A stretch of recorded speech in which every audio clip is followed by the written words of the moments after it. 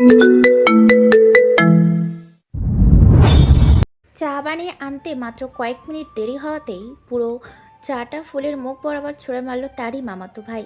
ফুল নিজেকে বাঁচানোর প্রয়াসে হাত দিয়ে মুখ ঢেকে নিল, তবুও শেষ রক্ষা হলো না। বেশ কিছুটা গরম চা তার বাম গালের ওপর আছড়ে পড়ল। কখন বলেছিলাম চা বানিয়ে আনতে? কথার তীক্ষ্ণতায় ফুল আড়ষ্ট হয়ে দুই পা পিছিয়ে গেল, কম্পিত কণ্ঠে বলল, 25 মিনিট আগে। সামনে দাঁড়িয়ে থাকা যুবকটির আগে অগ্নির মূর্তি ধারণ করলো। হাতে থাকা কাপটি ছুঁড়ে ফেলে দিয়ে গম্ভীর কণ্ঠে দ্বিমত পোষণ করলো। নো, ইউ আর রং। ঠিক 32 মিনিট আগে আমি তোমাকে চা বানিয়ে আনতে বলেছিলাম। চা বানাতে কতক্ষণ লাগে? আমি আসলে একদম চুপ! ইডিয়েটের মতো আমতা আমতা করবি না। যেটা জিজ্ঞেস করেছি সেটার অ্যান্সার দে। ফুল ডান হাত বাম গালে ঠেকিয়ে মিনমিন করে বলল, আমি কোনটি চেয়েছিলাম? ব্ল্যাক টি। তুই কত মিনিট লেট করেছিস? ফুল হাত কসলাতে লাগলো। বাম গালটা যেন জ্বলে পুড়ে ছাড়খাড় হয়ে যাচ্ছে। বুঝেছি, তুই আজকে মার খাওয়ার প্রস্তুতি নিয়ে এসেছিস। যুবকটি কয়েক পা এগিয়ে গিয়ে ফুলের হাত মুচড়ে ধরে গর্জে উঠল। জবাব দে, নইলে তোর হাত ভেঙে গলায় ঝুলিয়ে দেব। ফুল কোমর চোখে যুবকটির দিকে তাকাতেই যুবকটি আরেক হাত তার গাল জোড়া চেপে ধরল। You bloody mistake! কত মিনিট লেট করেছিস বলছিস না কেন? ফুল এবার বহু কষ্টে উচ্চারণ করলো। 22 মিনিট। যুবকটি টেবিলের ওপরে থাকা লাঠিটা হাতে নিয়ে পুনরায় ফুলের সামনে এসে দাঁড়ালো। বাজখাই কণ্ঠে বলল, 22 মিনিট, দ্যাটস রাইট। এখন তোর শাস্তি পাওয়ার পালা। হাত এগিয়ে দে। ফুলের নেত্র পল্লব থেকে কয়েক ফোঁটা নোনা জল গড়িয়ে পড়ল। ভুল হয়ে গেছে আমার, এবারের মতো ক্ষমা করে দিন। নিচে আপনার হবু বউয়ের মেহেন্দি অনুষ্ঠান চলছে, আপনি তো বলেছিলেন আমি যেন তার হাতে মেহেন্দি দিয়ে দিই। হ্যাঁ তো, আমি এখনো বলছি মেলোর হাতে তুই মেহেদি দিয়ে দিবি। যদি একটু মিস্টেক হয় তাহলে তোর হাত ভেঙে ফেলবো আমি। ফুল টলমলে নয়নে যুবকটির দিকে তাকিয়ে বলল, আমার হাত দুটো তো আপনি সঠিক কন্ডিশনেই রাখবেন না, আমি কি করে মেহেন্দি দিয়ে দিব? সেটা তোর ব্যাপার। তুই কিভাবে দিয়ে দিবি সেটা আমি কিভাবে জানবো? ফুলের মাঝে অভিব্যক্তি না দেখে যুবকটি রাগ মিশ্রিত কণ্ঠে বলল, যেই কয় মিনিট লেট করবি সেই কয় মিনিটের জন্য এক্সট্রা শাস্তি পাবি। এবার ডিসাইড কর। কথাটা শ্রবণগোচর হতেই ফুল কাপা কাপা হাত দুটোর সামনে এগিয়ে দিল। মুহূর্তেই পুরো রুম জুড়ে ছড়িয়ে পড়ল ঠাস ঠাস শব্দ। লাঠি আর ফুলের হাতের ঘর্ষণের ফলে সৃষ্টি হওয়া শব্দগুলো বড়ই নিষ্ঠুর শোনায়। প্রতিটি আঘাত ফুলের অস্থি মজ্জা কাঁপিয়ে দিল। এক পর্যায়ে ফুল ব্যথা সইতে না পেরে ডুকরে কেঁদে ওঠে। সেই দিন উদ্যান ভাই। তার মুখ নিঃসৃত এই এক টুকরো বাক্য শুনে উদ্যানের হাত থেমে গেল। এদিকে ফুল বুঝতে পারল সে চরম ভুল করে ফেলেছে।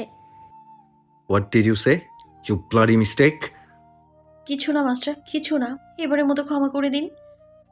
কিন্তু ক্ষমা তো তার কপালে নেই। লাঠির আঘাতে হয়তো তালু ফেটে রক্ত ঝরতে লাগলো। চোখ অন্ধকার দেখলেও দাঁতে দাঁত চেপে সহ্য করে গেল। এছাড়া সে আর কি করবে?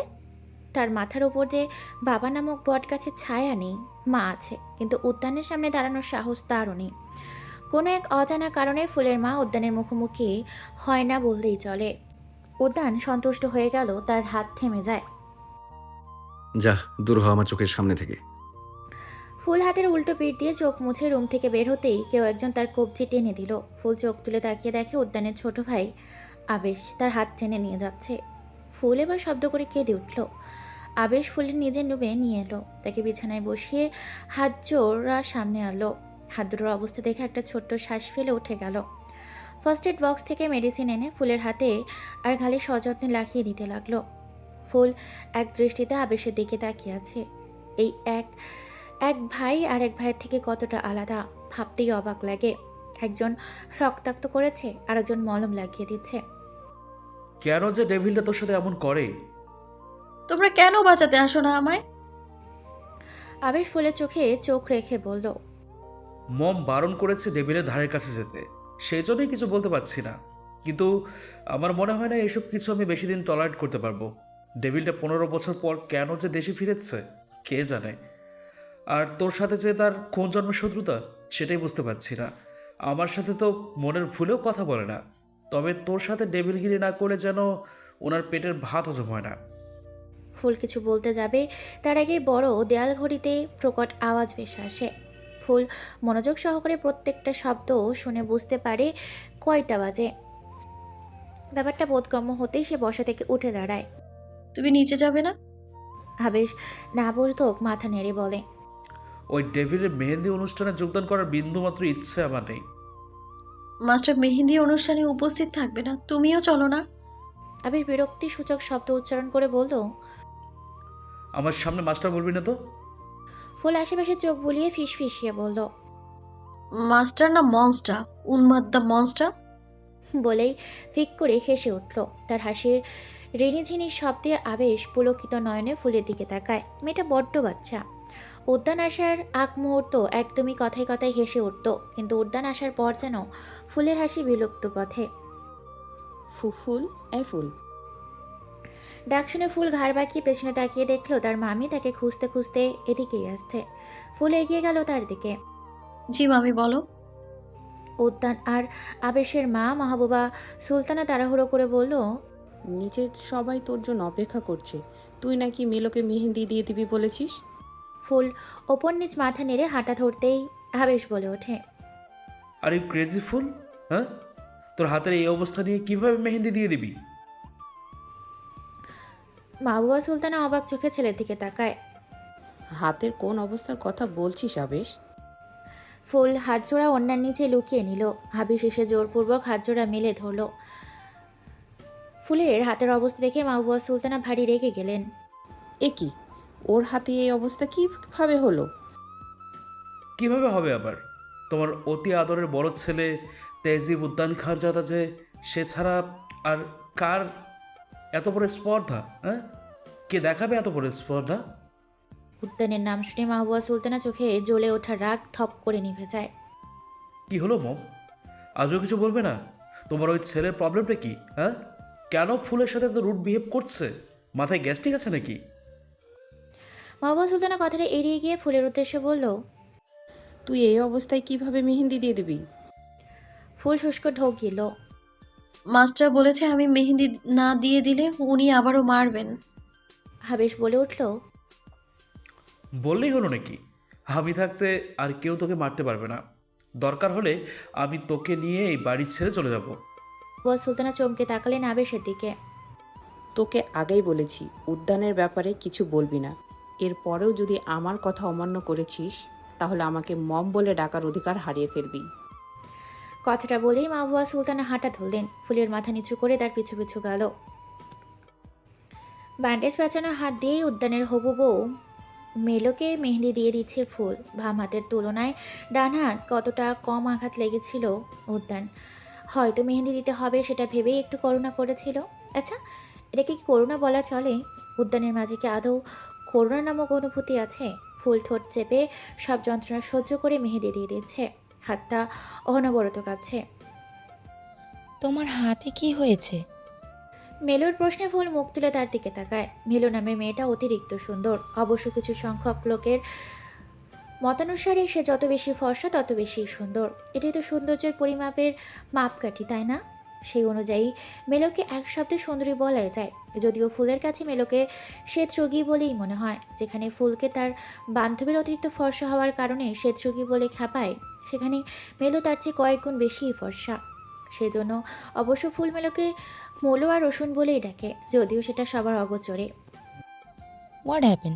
কি ভাবছো? ফুল এবার গাল ফুলিয়ে বলল, আপনার তেয়ে আমায় পানিশড করেছে। মেলোর মুখটা পাংশুটা হয়ে গেল। উদ্যান যে কেন কথায় কথায় মেয়েটার গায়ে হাত তোলে সেটা সে বুঝে উঠতে পারছে না। দেশে ফেরার পর উদ্যানের বিহেভিয়ার অত্যন্ত স্ট্রেঞ্জ লাগছে। এই উদ্যান তার পরিচিত নয়। মেলো প্রসঙ্গ পাল্টে বলল, তুমি তাকে বলনি যে আমার জন্যই তোমার চা নিয়ে যেতে লেট হয়েছে? বলার সুযোগটাই দেয়নি। মেলো প্রসঙ্গ পাল্টে বলল, এই পোশাকে আমি অকওয়ার্ড ফিল করছি। আর কতক্ষণ এভাবে জোকার সেজে বসে থাকতে হবে? ফুল এবার মেলোর পরনের ট্রিপ গ্রিন লংয়ের লেহেঙ্গার দিকে তাকায়। লেহেঙ্গার ডিজাইনটা সে তার মামি পছন্দ করেছিল। এটা তো এক্সক্লুসিভ এডিশনের লেহেঙ্গা, আপনার জন্য বিশেষভাবে তৈরি করানো হয়েছে। কাপড়টা তো অনেক সফট। ফুল থামে, তারপর বিরক্তি মিশিয়ে শুধায়, আপনার মনে হচ্ছে আপনাকে জোকারের মতো লাগছে? ফুলের কথা বলার ধরন দেখে মেলো বুঝলো সে ভুলভাল কিছু বলে ফেলেছে। আমি সেভাবে বলতে চাইনি, এসব পড়ার এক্সপিরিয়েন্স নেই তো তাই আর কি। ফুল শ্বাস ফেলে নিজের কাজে মনোযোগ দিল, কিন্তু সে ঠিকঠাকভাবে মেহেদি দিতেই পারছে না। ফুল ওর দেখি। আচানক মামির গলা শুনে ফুল পাশে ফিরে তাকায়। মাহবুব সুলতানা পাশে দাঁড়িয়ে থাকা দুইজন মেহেদি আর্টিস্টকে দেখিয়ে বলল। বাকিটা ওনারা দিয়ে দেবেন। ফুল শুষ্ক ঢোক কিন্তু মাস্টার জানলে? গিল। মাহবুব সুলতানা ফুলের বাহু টেনে ধরে তুললেন। আমি সামলে নেব। আর তুই নিজেও তো রেডি হোসনি, যা রেডি হ গিয়ে। ফুলের ঠোঁটের কোণে হাসি ফুটে উঠল। সে মাথা নেড়ে নিজের রুমে চলে গেল। রুমে এসে দেখল উদ্যান আর আবেশের খালাতো বোনেরা তার মেকআপ নিয়ে ইচ্ছে মতো সাজুগুজু করছে। ড্রেসিং টেবিলে যত্ন করে সাজিয়ে রাখা নামি দামি ব্র্যান্ডেড মেকআপ আইটেমগুলো এলোমেলো হয়ে অবস্থায় পড়ে আছে। এমন দৃশ্য দেখে ফুলের ভীষণ রাগ উঠল। রেগে মেগে কিছু বলতে যাবে তার আগেই আবেশের মেজো খালার মেয়ে সুরেলা বলল। ফুল, কিছু মনে করো না, আসলে আমি ভুল করে মেকআপ আর অর্নামেন্টসের ব্যাগটা বাড়িতেই ফেলে এসেছি। ফুল এবার জিজ্ঞাসা দৃষ্টিতে আবেশের ছোট খালার মেয়ের দিকে তাকায়। মেয়ে দুটোর মধ্যে একজন ফুলের সমবয়সী হবে, আর একজন বয়স তারও হবে হয়তো। ফুলের চাহনি দেখে তারা দুজন জোরপূর্বক হাসলো। ফুলের সমবয়সী মেয়েটা দেখতে, যার নাম মেহেক, সে বলল। তোমার মেকআপ আইটেমগুলো অনেক ভালো ব্র্যান্ডের, সেই জন্য আমরাও। এরই মাঝে আবেশের সুরক্ষ কণ্ঠ ভেসে এলো। ভালো ব্র্যান্ডের হলেই কি অনুমতি ছাড়া অন্য কারো জিনিস ব্যবহার করতে হবে? হ্যাঁ, হাতে থাকা মেডিসিনের ব্যাগটা টেবিলের ওপর রেখে আবেশ ড্রেসিং টেবিলের সামনে গিয়ে দাঁড়ায়। সুনেরা মেহেক আর মাহির উদ্দেশ্যে বলল। নিজেদের ভালো চাইলে যত দ্রুত সম্ভব এগুলো পূর্বের জায়গায় গুছিয়ে রেখে এই রুম থেকে বের হ। আবেশের ধমক খেতে তিনজন সবকিছু গোছাতে শুরু করলো। থাক আবেশ ভাই, আমার সমস্যা নেই, সাজতে দাও তাদেরকে। ফুলের কথা শুনে তারা তিনজনই বেশি খুশি হলো। আবেশ একটা শ্বাস ফেলে ফুলের সামনে এসে দাঁড়ায়। মাঝে মাঝে প্রতিবাদও করতে হয় ফুল, সব কিছু সহ্য করতে নেই। আমি যার কাছ থেকে সব শিখেছি সে যে আমাকে প্রতিবাদ করতে শেখায়নি আবেশ ভাই। ফুপি আসেনি এখনো? ফোন জানে না কেন, কিন্তু তার গলা আটকে গেল। মায়ের কথা মনে পড়তেই কান্না পেয়ে গেল। তার মা প্রায় উধাও হয়ে যায়, কোথায় যায় সে জানে না।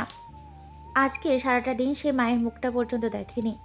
এই ব্যাপারে হাজারবার জিজ্ঞেস করলেও আজ অবধি কোনো উত্তর মেলেনি। বরাবর তার মা রেহিনা বেগম কথা এড়িয়ে গেছেন। আবেশ বোধহয় ফুলের মন খারাপটা টের পেল। সে আলতো হাতে ফুলকে টেবিলের কাছে নিয়ে এলো। মেডিসিনের পাতা থেকে একটা ট্যাবলেট খুলে ফুলের হাতে ধরিয়ে দিল।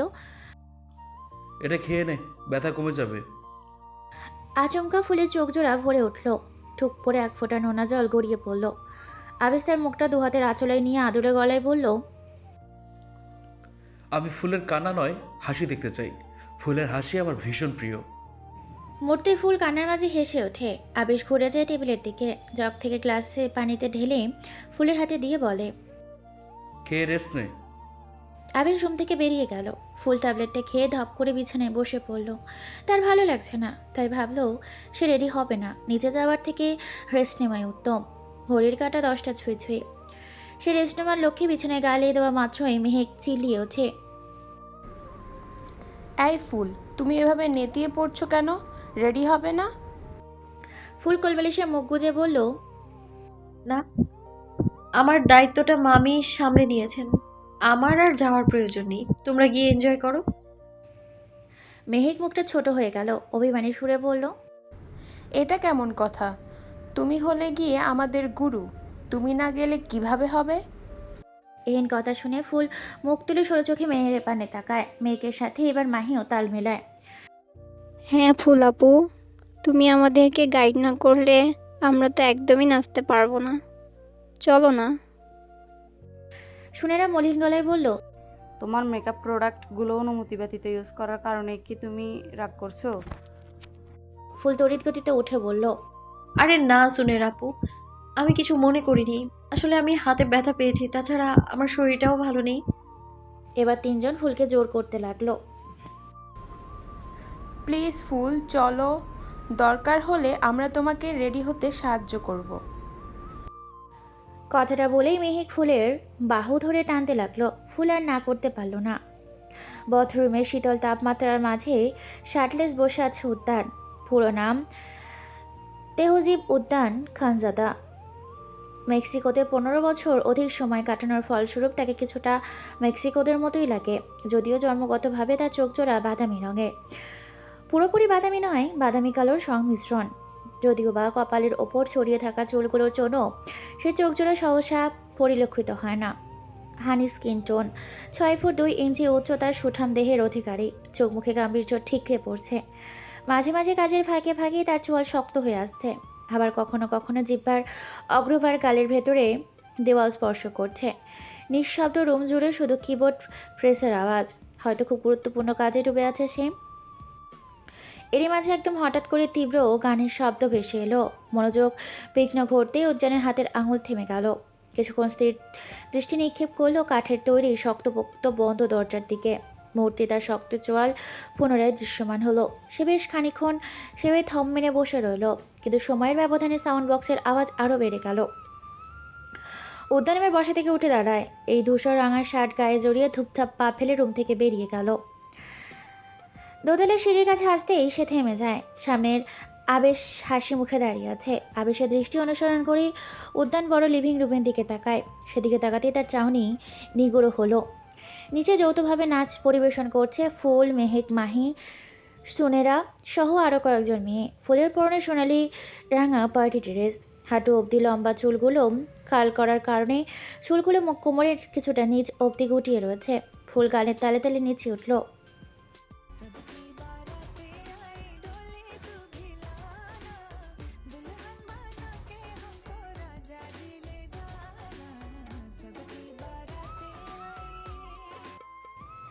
উদ্যান সেদিকে তাকিয়ে দাঁড়িয়ে আছে। এরই মাঝে আবেশ দ্রুত পায়ে নিচে নেমে ফুলের সাথে নাচতে লাগলো।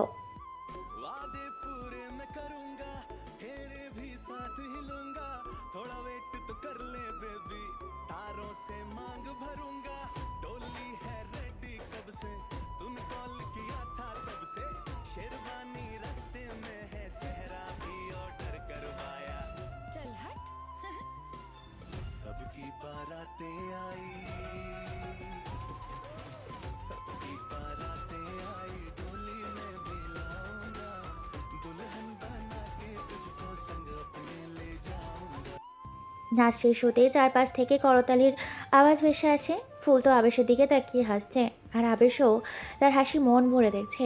অনবরত হাততালির আওয়াজ। ফুল হাসতে হাসতেই আশেপাশে তাকায়, কিন্তু আশেপাশে সবার হাততালি তো থেমে গেছে। তাহলে কোথা থেকেই হাততালি আসছে? ফুল হঠাৎ করে দোতলার দিকে তাকাতেই তার হাসি মিলিয়ে গেল। উদ্যান এখনও একই ছন্দে হাততালি দিয়ে যাচ্ছে। ফুল কয়েকটা শুকনো ঢোক গেল, কিন্তু লাভ হলো না। তার গলা শুকিয়ে কাঠ হয়ে গেছে। চারপাশে নিস্তব্ধ। সেই নিস্তব্ধতার মাঝে হাততালির শব্দগুলো ফুলকে ভীষণভাবে প্রভাবিত করছে। তার পুরো শরীর থরথর করে কাঁপছে, কিন্তু পাজোড়া জমে গেছে। তার মন চাইছে পালিয়ে যেতে, তবে শরীর চাইছে অবশ হয়ে যেতে। সমস্ত শক্তি হারিয়ে ফুল ফ্লোরেই বসে পড়ল। আবেশ তাকে সামলানোর চেষ্টায় তার কাঁধে হাত রাখতেই হাততালির শব্দ আরও প্রকট হলো। ফুলের চোখ জোড়া এখন উদ্যানের দিকেই নিবদ্ধ। আপাতত চোখ সরানো নিরাপদ নয়। চোখ সরানো মাত্রই যদি উদ্যান এসে তার গলা চেপে ধরে। এত ভয়ের মাঝেও তার মনে শুধু একটাই প্রশ্ন। উদ্যান এ বাড়িতে আসার 2 সপ্তাহ হয়েছে। এর মাঝে উদ্যান বেশি হলেই 2-3 রাত বাড়িতে থেকেছে। সে তো জানে উদ্যান রাতে বাড়িতে থাকে না। আর উপর মাহবুবা সুলতানা বলেছিলেন উদ্যান এই অনুষ্ঠানে থাকবে না। সেই হিসাবে ফুল তো ধরে নিয়েছিল উদ্যান তাকে মারার পরপরই বাড়ি থেকে বেরিয়ে গেছে। ফুলের ভাবনার মাঝে সে লক্ষ্য করলো উদ্যান হাততালি দিতে দিতে নামার জন্য সিঁড়ির দিকে অগ্রসর হচ্ছে। ফুল এবার অজান্তে আবেশের হাত সরিয়ে দিয়ে পিছিয়ে যেতে লাগলো। ভয়ের চোটে সে মেহেদি আর্টিস্টের হাত থেকে মেহেদির কোণ ছিনিয়ে নিয়ে মেলোর হাতে দিতে লাগলো, কিন্তু তার চোখ তো উদ্যানের গতিবিধি পর্যবেক্ষণ করছে। উদ্যান যত এগিয়ে আসছে তার হৃৎপিণ্ডের গতি তত বাড়ছে। এইভাবে বেকায়লি হয়ে মেহেদি দিতে গিয়ে এক পর্যায়ে সম্পূর্ণ অনিচ্ছাকৃতভাবে ফুল মেলোর হাত চেপে ধরলো। নাচের সুবিধার্থে হাতের ব্যান্ডেজ খুলে সে নিচে নেমেছিল, যার ফলে মেলোর হাতের তালুতে মেহেদির ছাপ ফুলের হাতেও লাগলো। মেলো চিল্লিয়ে উঠতেই ফুল চেতনা ফিরে। তৎক্ষণাৎ সে মেলোর হাত ছেড়ে দেয়। উদ্যানা থেকে চোখ সরিয়ে নিজের হাতের দিকে তাকাতেই মাথায় আকাশ ভেঙে পড়ে।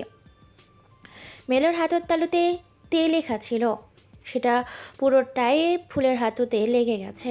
ফুল এবার ডুকরে কেঁদে ওঠে। উদ্যান সিঁড়ি বেয়ে নিচে নামতেই মাহবুবা সুলতানা দ্রুত পায়ে তার সামনে এসে দাঁড়ালো। আর এদিকে আবেশও ফুলকে আড়াল করে তার সামনে এসে দাঁড়িয়েছে। আবেশের পেছন থেকে ফুল উকি দিয়ে উদ্যানের দিকে তাকাতেই দেখলো উদ্যান সেই নিগুড় দৃষ্টি তার দিকে স্থির। ফুল ভয় পেয়ে পুরোপুরিভাবেই আবেশের পিছনে লুকিয়ে পড়ল। মাহবুবা সুলতান হয়তো কিছু বলছেন, কিন্তু উদ্যান দায়সারাভাবে দাঁড়িয়ে আছে। প্রায় অনেকক্ষণ পর উদ্যান পুনরায় সিঁড়ির দিকে পা বাড়ায়। তখনই ফুল আবারও উকি দিয়ে উদ্যানের দিকে তাকাতেই উদ্যানের পা থেমে যায়। ঘাড় বাঁকিয়ে সরাসরি ফুলের দিকে তাকিয়ে বলল, এই মেয়ে, অরেঞ্জ জুস আর আইস নিয়ে আমার রুমে আয়।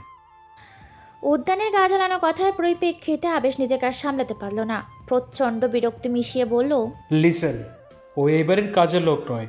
বাড়িতে কাজের লোকের অভাব নেই, তাদেরকে বলুন। উদ্যান এবার আবেশের দিকে তাকায়। অবশ্য চুলের জন্য উদ্যানের চোখ ভালো করে দেখা গেল না। উদ্যান প্রতিক্রিয়া না করে চোখ সরিয়ে মাহবুবা সুলতানের দিকে তাকায়। মাহবুবা সুলতান একটা ঢোক গিলে মৃদু গলায় বললেন, তুমি নিজের রুমে যাও, ফুলকে পাঠিয়ে দিচ্ছি। উদ্যান এক মুহূর্ত অপেক্ষা করলো না, হনহনিয়ে নিজের রুমে চলে গেল। সে চলে যেতেই আবেশ ফুলকে টেনে নিয়ে সামনে আনলো। ডিনার করেছিস? ফুল হ্যাঁ বোধক মাথা নাড়ে। গুড, নিজের রুমে যা। ফুল চলে যেতে উদ্যত হওয়া মাত্রই মাহবুবা সুলতানা বলে উঠলেন, উদ্যান, যা নিয়ে যেতে বললো সেগুলো নিয়ে যা। ফুল ধর ফুরিয়ে মাহবুবা সুলতানের দিকে তাকায়। তার মামি তাকে মনস্টারের গুহায় যেতে বলছেন, বিশ্বাসই হচ্ছে না। ফুল, তুই রুমে যা। আবেশের মাথায় মাহবুবা সুলতানা আশেপাশ থেকে সবার দিকে তাকায়। সবাই নিজের রুমে চলে যাও, আজকে আর কিছু হবে না। সবাই এক এক করে চলে গেল। শুধু ফুল, আবেশ আর মেলো সেখানে ছিল, সেখানে স্থির রইল। আবেশ ফুলের হাত ধরে নিয়ে যেতে চাইলেই মাহবুবা সুলতানা ঠান্ডা গলায় বলে ওঠেন, ফুল, তুই সেটাই করবি যেটা আমি তোকে করতে বলেছি। ফুল মাথা নেড়ে আবেশের থেকে হাত ছাড়িয়ে নিল। তারপর কোনো দিকে না তাকিয়ে কিচেনে এদিকে চলে গেল। আবেশ এসে ভীষণ রেগে গেল। মম, তুমি কেন ওই ছেলেটার উগ্রতাকে মাহবুবা সমর্থন সুলতানা করছো? চেতে উঠলেন। আমি তোকে উদ্যানের সাথে কথা বলতে নিষেধ করেছিলাম না? তুই তারপরও কেন বললি? আর ওই ছেলেটা কাকে বলছিস? ভুলে যাস না, ও তোর বড় ভাই হয়। আবেশ ক্রোধের বশবর্তী হয়ে হেসে ভাই উঠল। হলে কথা বলতে নিষেধ করছো কেন? ও আমার ভাই নয়। মুহূর্তেই ঠাস করে আওয়াজ হলো। সে আওয়াজ শুনে মেলোর ভাবনা ছেদ পড়ল। এতক্ষণ যাবৎ সে নিজের হাতের দিকে তাকিয়েছিল। তে লেখাটা পুরোপুরি লেপটে গেছে, যা দেখে মনের কোনো অদ্ভুত অনুভূতি হানা দিচ্ছে। সে জানে এসব অনুভূতি তার কাছে নিষিদ্ধ, তবে কেন কান্না করতে মন চাইছে? সে কাঁদতে চাইলে তো পূর্ব অভিজ্ঞতা না থাকার কারণে পারল না। আবেশের গালে হাত দিয়ে মায়ের দিকে তাকিয়ে আছে, চোখে এক আকাশ পরিমাণ বিস্ময়। তার মা এই প্রথম তার গায়ে হাত তুলেছেন। মাহবুবা সুলতানা চোখের কোণে পাকিন জমেছে, আড়ালে মুছে নিয়ে ভারী গলায় বলেন, যা ইচ্ছে কর গিয়ে, আমাকে আর মা বলে ডাকবি না। কথাটা বলেই মাহবুবা সুলতানা নিজের রুমের দিকে চলে গেলেন। আবেশ দিশা না পেয়ে মায়ের পিছু পিছু চলে গেল। যতই হোক সে মাকে ভীষণ ভালোবাসে, মায়ের অভিমান দীর্ঘস্থায়ী হতে দেওয়া যাবে না। সবাই চলে যেতেই মেলো বসা থেকে উঠে দাঁড়ায়। লেহেঙ্গাটা হাঁটু পর্যন্ত তুলে রুমের উদ্দেশ্যে হাঁটা ধরে। আলতো হাতে দরজা ধাক্কা দিতেই দরজা খুলে যায়। দরজার ফাঁক দিয়ে উকি দিতেই শীষ বাজানোর শব্দ ভেসে আসে। এই আওয়াজ শুনেই ফুলের হাতটা কাঁপতে লাগলো। ট্রে আর গ্লাস তাল সামলানো ঝনঝন শব্দ তুলে। উদ্যান আড়াআড়িভাবে বিছানায় শুয়ে আছে। কার উপস্থিতি টের পেয়ে মাথা তুলে দরজার দিকে তাকায়। ভেতরে আয়। ফুল একটা লম্বা শ্বাস টেনে ভিতরে ঢুকলো। দ্রুত পায়ে টেবিলের দিকে এগিয়ে গেল। হাতে থাকা ট্রেটা সেখানে রেখে এক প্রকার রুম থেকে বেরিয়ে যেতে চাইলে, কিন্তু তার আগেই উদ্যান দরজার সামনে এসে দাঁড়ালো। ফলস্বরূপ ফুলের পা পিছিয়ে গেল। আমি তোকে যাওয়ার পারমিশন দিয়েছি। ফুল মাথা নেড়ে না বলতে উদ্যান তীব্র বেগে গাল জোড়া চেপে ধরলো। তোর জিব্বাটা একদম ইউজলেস। মুখ ফুটে উত্তর দিতে যখন এতই কষ্ট, তখন এই ইউজলেস জিনিসটা রেখে কি লাভ? কেটে ফেলি। ফুল ছটফট করতে লাগলো। বহু কষ্টে উচ্চারণ করলো, সরি মাস্টার, আমি আর মাথা নেড়ে উত্তর দেব না। উদ্যান ফুলকে ধাক্কা মেরে দূরে সরিয়ে দিল। তার সামলাতে ব্যর্থ হয়ে ফুল ছিটকে পড়ল ফ্লোরে। ফ্লোরে চায়ের কাপের ধ্বংসাবশেষ ছড়িয়ে ছিটিয়েছিল। এক টুকরোর জন্য ফুলের সেগুলোর ওপর গিয়ে পড়েনি, তবে কোমরের ব্যথা পেয়ে ফুল ঘুমিয়ে ওঠে। উদ্যানকে নিজের দিকে অগ্রসর হতে দেখে ফুল পিছিয়ে যেতে লাগলো। মেলোর হাতে মেহেদি দেওয়ার দায়িত্বটা আমি তোকে দিয়েছিলাম, তুই সেটা না করে নাচানাচি করছিলি। তো সাহসের প্রশংসা করতেই হচ্ছে। ফুল কান্না আটকে বলল, আমার হাতে ব্যথা ছিল, ভালো করে দিয়ে দিতে পারছিলাম না আমি, সেই জন্যই মামি উঠে যেতে বলছিল। উদ্যান কাঠের কোনায় বসে বলল, তোর যেন আঙুল দ্বারা নিজের অষ্টপুট ঘষতে ঘষতে বলল। অরেঞ্জ জুসটা রেডি করে আমার হাতে দে। ফুল এক হাতে কোমর চেপে ধরে উঠে দাঁড়ায়। টেবিলের দিকে পা পাড়াতে উদ্যান বলে ওঠে। টেবিলের উপরে একটা বোতল রাখা আছে, অর্ধেক জুস ফেলে দিয়ে গ্লাসে আইস আর বোতলের লিকুইড মিশিয়ে ভালো করে মিক্সড কর। উদ্যানের কথা মতো ফুল টেবিলের সামনে এসে বোতলটার দিকে তাকায়। তখন তাড়াহুড়োয় সে এটা খেয়ালই করেনি। ফুল বোতলটার আকার দেখেই বুঝতে পারলে এটা কোনো নেশা জাতীয় তরল।